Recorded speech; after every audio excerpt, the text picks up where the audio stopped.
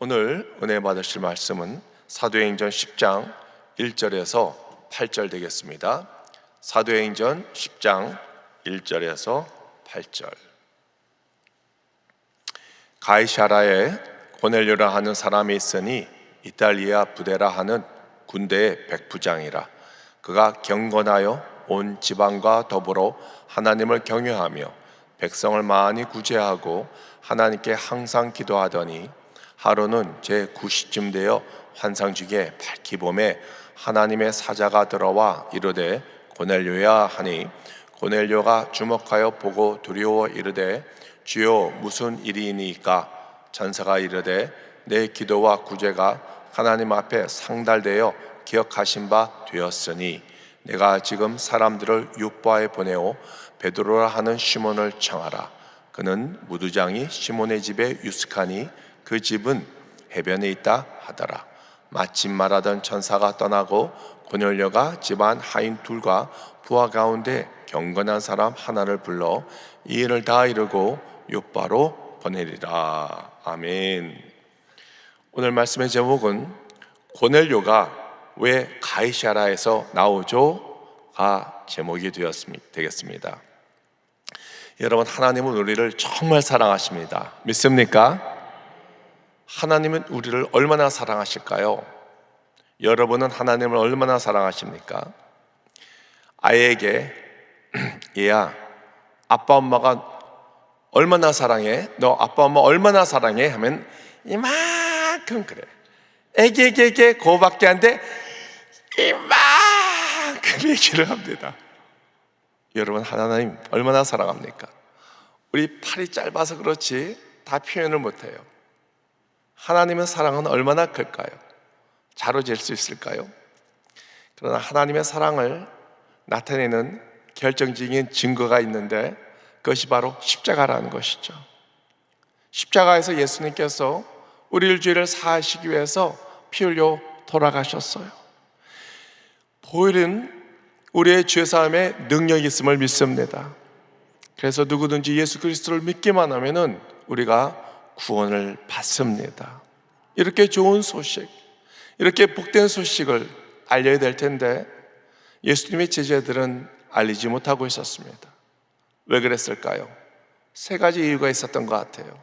첫 번째는 능력이 부족해서, 두 번째는 동기가 떨어져서, 세 번째는 그들이 갖고 있던 유대인의 편견 때문에, 이 세 가지 때문에 복음이 전달되지 않고 있었습니다.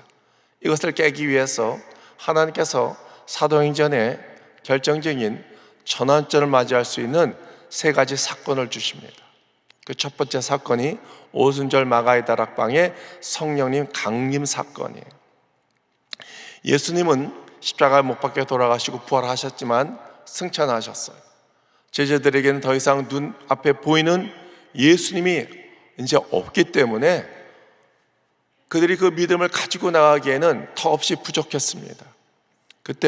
그런데 그들이 예루살렘을 떠나지 않고 120의 문도와 함께 마가의 다락방에서 기도할 때 성령께서 강림하셨죠.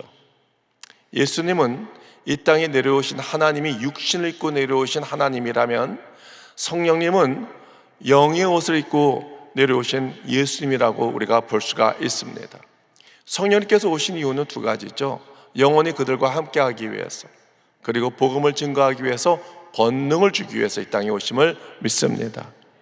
두 번째 사건은 이 사울이 하나님을 다메섹 도상에서 만난 거예요. 성령 강림 사건이 겁쟁이 제자가 이 성령을 받고 능력을 받고 복음을 증거하기 위해서라면은 이번에 이 다메섹 사건은 핍박자가 예수님을 믿고 복음을 전하는 자가 되었다는 것이죠. 바울이요. 또 나중에 300년 후에 로마 황제, 예수 믿는 사람을 박해했던 사람이 이제 변화되어서 오히려 기독교를 그 국가 종교로 공인하는 사람이 될 수 있었다는 것이죠. 자, 하나님께서는 모든 이 계획이 있습니다. 그 하나님의 계획을 누구도 꺾지 못합니다. 하나님께서 그 사람을 사용하기로 작정하면은 하나님께서 그 사람을 거꾸로 놓더라도 하나님께서 그 사람을 사용하는 것을 우리가 볼 수가 있습니다. 세 번째 사건은 무엇입니까? 오늘 본문에 나오는 이 고넬료 또 베드로의 만남의 사건이에요. 왜 이렇게 중요합니까? 유대인에게는 편견이 있는데 이 편견을 깨뜨리지 않으면은 예수님의 지상 명령 딱 끝까지 복음을 증거하는데 이것이 걸림돌이 되기 때문에 하나님께서는 이 선교에 마스터 플랜이 있었습니다. 이것을 하나씩 이루어가는 모습을 우리가 볼 수가 있습니다. 그러면은 오늘은 세 가지 질문을 던지면서 하나님의 선교의 마스터 계획을 우리가 알아보기를 원합니다. 첫 번째 질문은 고넬료가 왜 가이사야에서 나오죠? 입니다. 사도행전 9장까지는 유대인에게 조금 더 나아가서 사마리아인에게 복음을 증거하게 됩니다. 그러나 아직 그 경계선을 넘지 못하고 있었습니다. 그런데 10장을 보면 문득 고넬료가 나오죠. 고넬료는 이스라엘 백성이 아니에요. 피 한 방울도 섞이지 않았습니다. 근데 왜 여기서 고넬료가 나옵니까? 고넬료가 누굽니까? 오늘 본문 말씀 사도행전 10장 1절에 설명하고 있습니다.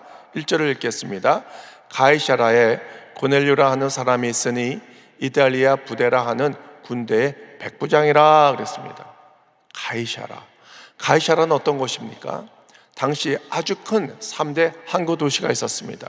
첫 번째는 터키에 있는 안디옥이고 또 애굽에 있는 알렉산드리아고 또 오늘 본문에 나오는 가이사라예요.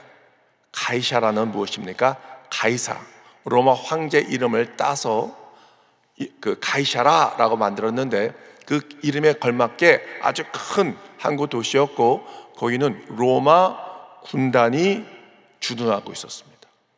한 군단은 10개의 부대고 한 부대에 약 600명의 군인이 있었습니다. 600명이면 거기에 몇 명의 백부장이 있었을까요? 6명이죠. 고넬료는 6명의 백부장 중에 한 명이었습니다. 근데 여기에 이탈리아라고 강조하고 있습니다. 왜 이탈리아가 나올까요? 자, 로마 군인도 오리지널 로마 사람 군인이 있고 또 나라가 너무나 커지니까 현장에서 징집한 외국 이방인 군인이 있었다는 것이죠. 다시 말해서 고넬료는 오리지널 로마 군인이었다는 것을 지금 여기서 얘기하고 있습니다. 자, 피 한 방울 안 섞였고요. 이 사람이 예수 믿을 확률은 전혀 없습니다. 근데 2절에 반전이 있습니다. 2절을 우리가 읽겠습니다.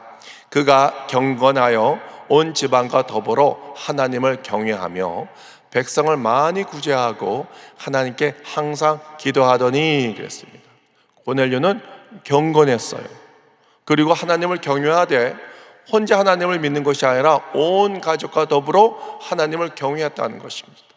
요즘 우리 믿는 사람도 나는 예수 잘 믿어도 온 집안이 함께 예수 잘 믿는 거 그렇게 쉽지 않습니다. 또 고넬료는요, 많은 사람들에게 특히 유대인들에게 구제를 했어요. 정말 따뜻한 마음을 갖고 있는 자죠. 그리고 항상 하나님께 기도를 했다는 것입니다. 오늘 사도행전 10장 1절에서 2절에 나오는 이 내용은 고넬료를 칭찬하려는 것이 아니라 중요한 것은 하나님이 중심이에요. 하나님께서 이런 이방인도 만나 주셨다는 거예요. 하나님께서 고넬료에게 구제하고 기도하는 마음을 주셨다는데 여기에 큰 의미가 있습니다. 근데 이것이 왜 이렇게 중요합니까? 중요하죠. 왜? 유대인에게는 아주 큰 프라이드가 있었습니다. 어떤 프라이드가 있었습니까? 두 가지. 자기가 아주 잘났다고 우월감이 있었어요. 두 가지 이유가 있었는데, 하나는 다른 나라에 없는 하나님의 성전이 예루살렘에 있다는 것이죠. 두 번째는 하나님께서 모세를 통해서 주신 율법이 있었다는 것이죠. 이것이 그들을 구별시켰고 이것이 하나님의 백성이라는 어떤 선민이라는 프라이드가 있었다는 것이죠. 그런데요, 하나님께서는 이렇게 말씀하십니다. 유대인들아, 너희가 성전을 갖고 있고 율법을 가지고 있다고 해서 너희가 경건해지는 것이 아니다. 너희가 진정으로 경건해지기 위해서는 많은 사람들을 구제하고 기도를 해야 된다. 그렇지 않으면 경건과 아무 상관이 없다라고 얘기합니다. 물론 이스라엘 백성들이 하나님께 기도했죠. 그렇지만 보이기 위해서 이 외식, 하나님께서는 그것을 원치 않았어요. 그것을 하나님께서 유대인이 그렇다는 것을 지금 고발하고 있다는 것이죠. 자, 고넬료는 구제를 아무리 하고 기도를 아무리 해도 마음 한구석에 아직까지 풀리지 않는 뭔가가 있었어요. 하나님 앞에 몸부림치는데 알까지 막혀있고 아직까지 채워지지 않는 것이 하나가 있었습니다. 이것이 뭐지? 이것이 뭘까? 왜 채워지지 않을까? 하나님께 더 가까이 가길 원합니다. 하나님을 만나기를 원합니다. 하나님을 더 사랑하기를 원합니다.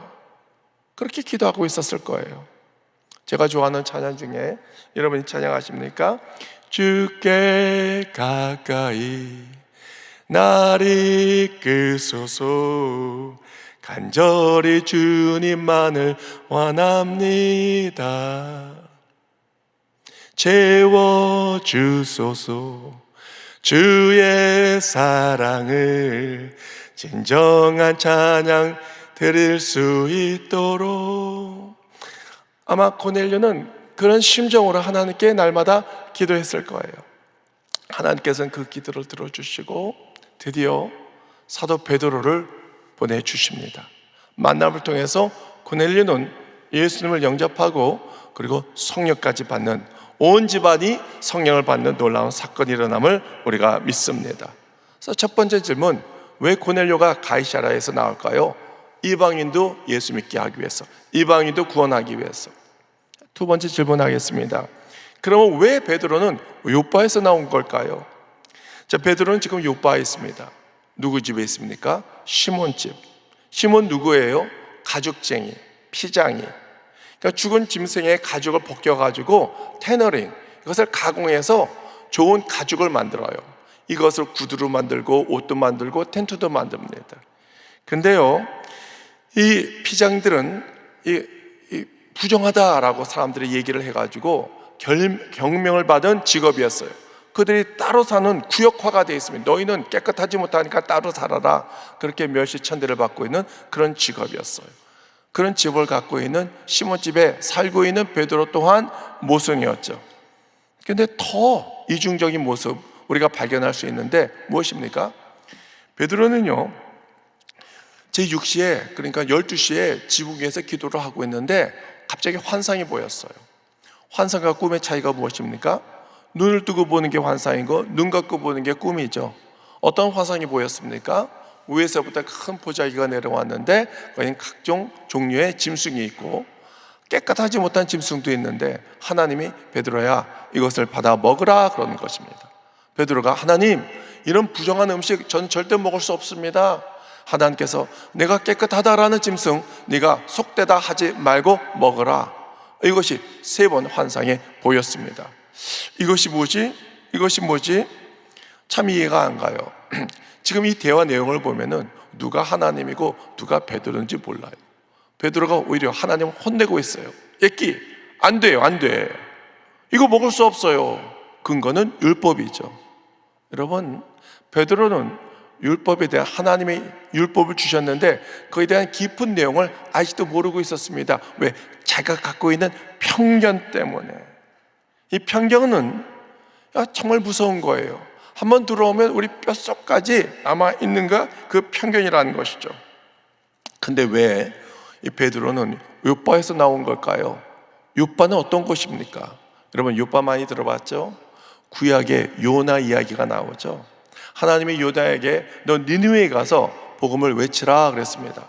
니느웨는 요나는 할 수 없어요. 안 돼요. 거기는 적국인데 우리를 괴롭히는 사람들이 살고 있는데 복음을 전하면 저들이 구원을 받을 텐데 안 돼요, 안 돼요. 복음은 우리 유대인들에게만 필요한 축복입니다. 해서 다시스로 도망가기 위해서 요바에서 배를 타죠.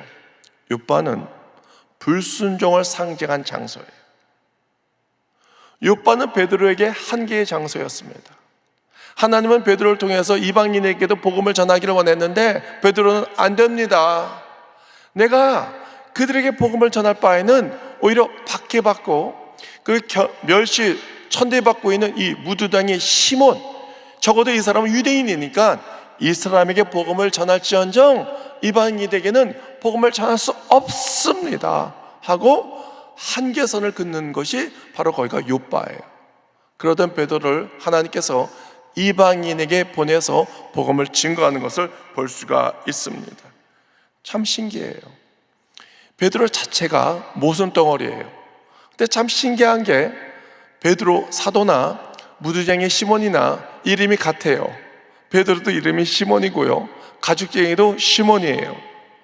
하나님께서 말씀하시기만 이렇게 말씀하셨을 거예요. 베드로야, 네가 아무리 열심히 복음을 전하고 네가 사도라 하더라도 네 이름이나 저 사람 이름이나 똑같아. 도끼 객깅, 너도 부족하고 너도 부정하고 저 사람들 마찬가지야. 베드로는 지금 모순덩어리인 요빠 시몬 집에 있습니다. 자기가 모순인, 자기도 문제가 많은데 딴 사람들이 문제가 많다고 얘기를 하는 것입니다. 베드로는 이 환상을 보고 이게 뭘까? 이게 뭘까? 궁금해하고 있을 때 갑자기 누가 노크를 합니다. 누구세요? 네, 고넬료가 보낸 부하와 우리 직원입니다 라고 얘기를 합니다. 그때 베드로가 아하, 하나님께서 보여주신 환상이 이제 이방인에게도 가서 복음을 증거하라는구나 라는 것을 깨닫게 된 거예요. 여러분, 먼저 복음은 예루살렘에 이제 임했죠.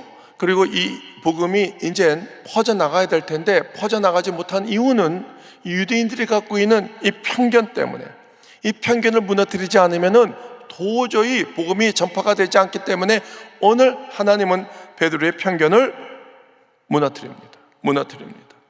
얼핏 보기에는 고넬료가 베드로를 초청하는 것 같지만 아니에요. 이 편견을 무너뜨리기 위해서 하나님께서 베드로를 초대하는 거예요. 마찬가지로 하나님께서 베드로를 초대한 것처럼 이 본문 말씀은 우리를 또 초대하시는 거예요. 세 번째는 그럼 왜 우리 이름이 여기서 거론되나요? 입니다. 자, 왜 우리 이름이 여기서 거론이 되어야 될까요? 우리에게도 마찬가지로 갖고 있는 편견이 있다는 것이죠. 하나님은 우리 속에 있는 생수의 강이 다른 사람들에게 흘러넘쳐지기 원하는데 우리가 갖고 있는 이 편견이 걸림돌이 될 수 있다는 거예요. 그럼 우리가 갖고 있는 편견이 무엇일까요? 가진 자, 없는 자 볼 때 우리는 편견이 있습니다. 배운 자, 배우지 못한 자 편견이 있어요. 또한 그 사람이 어떤 지방 출신이냐, 우리나라에서 가장 없어져야 할 아주 악한 것이 뭔지 아십니까? 그것이 지역 감정입니다.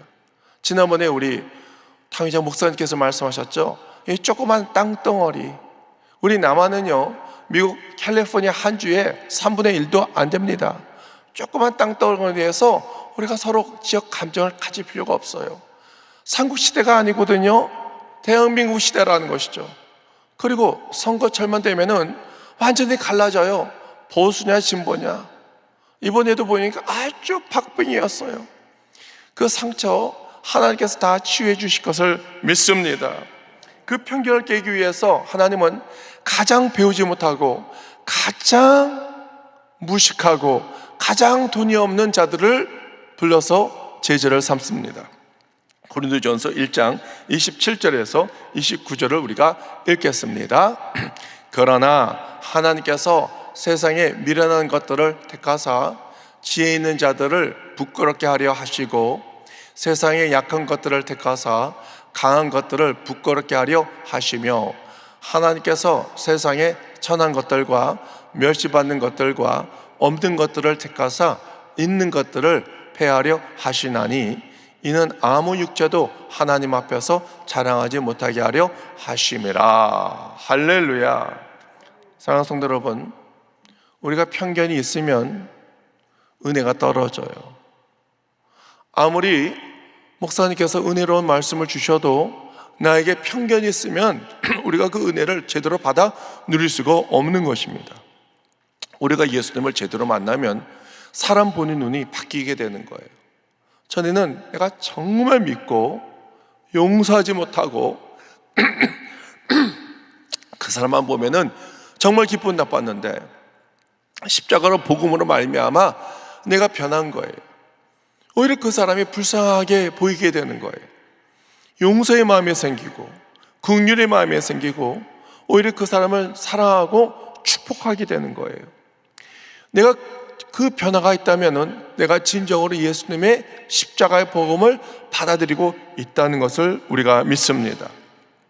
우리가 가끔 사람을 판단합니다. 판단할 때는 거기는 언제나 전제가 있는 거예요. 어떤 전제가 있습니까? 나는 좋은 사람이라는 것입니다. 저 사람 아주 나쁜 사람이야. 그 뜻은 나는 좋은 사람인데 저 사람은 나쁜 사람이라는 것입니다. 나에게도 욕심이 아주 많아요. 근데 욕심 있는 사람을 보면은 저 사람은 욕심쟁이야 라고 얘기하는 것은 나에게도 욕심이 아주 많이 있는데도 불구하고 나는 욕심이 없다고 착각하는 것입니다. 나 또한 이기적이죠. 이기적인 사람을 만나면 굉장히 불쾌합니다. 저 사람 굉장히 이기적이야. 그렇지만 나 또한 이기적인 사람이라는 것이죠. 우리가 예수님을 인격적으로 만나고 성령으로 거듭나면은 우리가 얼마나 타락한 죄인이라는 것을 깨닫게 되는 것입니다. 근데 많은 사람들이 그것을 인정하길 원치 않습니다. 목사님, 물론 우리는 죄인이고 내가 완전하지는 않지만, 완벽하지는 못하지만, 그렇지만 나는 그렇게 타락한 사람이 아니에요. 나는 그런 타락한 죄인이 아니에요. 목사님, 너무 그렇게 하지 마세요. 그렇지만 여러분, 우리가 얼마나 타락한 죄인이라는 것을 보여주는 것이 십자가입니다. 십자가가 왜 있습니까? 우리가 그만큼 타락한 인간이라는 거예요. 하나님께서 우리를 구원해 주길 원하는데 우리가 너무나 타락한 죄인이기 때문에 십자가가 아니고서는 해결할 방법이 없는 거예요. 그래서 예수님께서 저 높은 보좌를 포기하시고 이 땅에 내려오셔서 우리를 위해서 십자가에서 피를 흘려주시고 우리를 위해서 대신 죽어주신 거예요.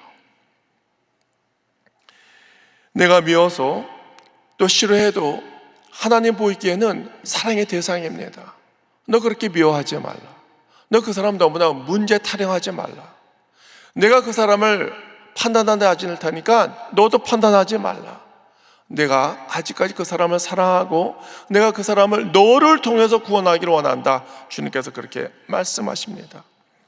하나님, 우리가 아직 죄인 되었을 때 독생자를 주셨고 그 사랑을 확증해 주심을 믿습니다.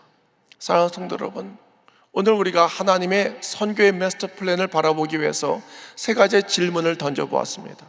고넬료가 왜 가이사랴에서 나오지? 그것은 하나님이 이방인도 사랑하시고 구원할 계획이 있다는 것을 보여주시기 위해서. 두 번째 질문, 베드로가 왜 육바에서 나오지? 베드로가 엄청난 모순 덩어리라는 것, 편견을 가득 차 있기 때문에 그 베드로 사도도 편견을 버려야 복음을 증거할 수 있다는 것. 세 번째 질문, 왜 우리 이름이 여기서 거론되어야 되나요? 우리에게도 그런 편견이 있다는 거예요. 우리에게도 그런 지역 감정이 있다는 거예요. 우리에게도 배운 자, 못 배운 자, 가진 자, 없는 자에 대한 편견이 있다는 거예요. 이 편견을 깨트리지 않으면 우리가 하나님께서 우리에게 주신 지상명령, 복음을 제대로 전할 수 없다는 것입니다. 하나님은요, 우리를 통해서 아직 믿지 않는 자에게 복음이 증거되기를 원합니다. 우리에게 주신 그 생수의 강이 우리를 통해서 강물처럼 흘러 넘치기를 원하시는 거예요. 여러분, 편견을 만약 있다면 그것을 깨트리시기 바랍니다. 그것을 버리시기 바랍니다. 나 또한 모순 덩어리예요. 예수님께서 십자가에서 해결해 주셨습니다. 그렇다면 우리가 사람을 보는 눈이 달라져야 될 것을 믿습니다.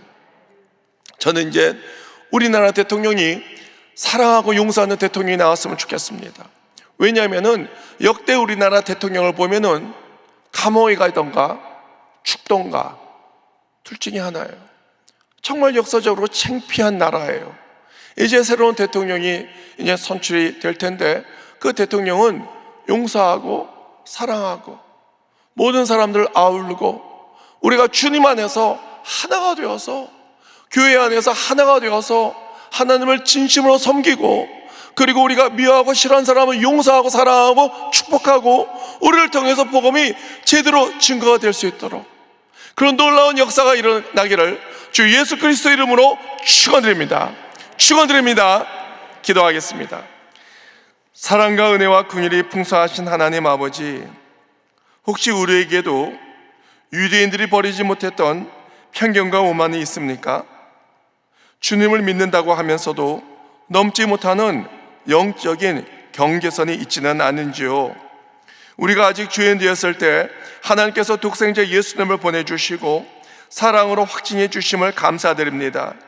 이제 우리 모두가 편견을 깨고 미움을 버리고 우리를 통해 하나님께서 다른 사람들에게 나아가는 구원의 역사가 일어나게 하여 주시옵소서. 오늘 이 시간에 오셔서 우리의 모든 질병과 상처를 치유해 주시옵소서. 마음의 상처 치유해 주시고 우울증을 치유해 주시옵소서. 머리부터 발까지 예수의 볼로 덮어주시고 모든 질병과 모든 통증은 예수 그리스도의 이름으로 명하노니 물러갈지어다. 모든 문제가 해결되고 결박이 풀릴지어다. 하나님, 우리 당회장 목사님 지치지 않고 곤비하지 않게 하여 주시옵소서. 강건함을 허락하여 주시옵소서. 성령의 기름을 부어 주시옵소서. 오늘 빈손을 오지 않고 예물을 드리는 손길 위에 천배 만배 복을 내려 주시옵소서. 우리 주 예수 그리스도 이름으로 기도드리옵나이다. 아멘.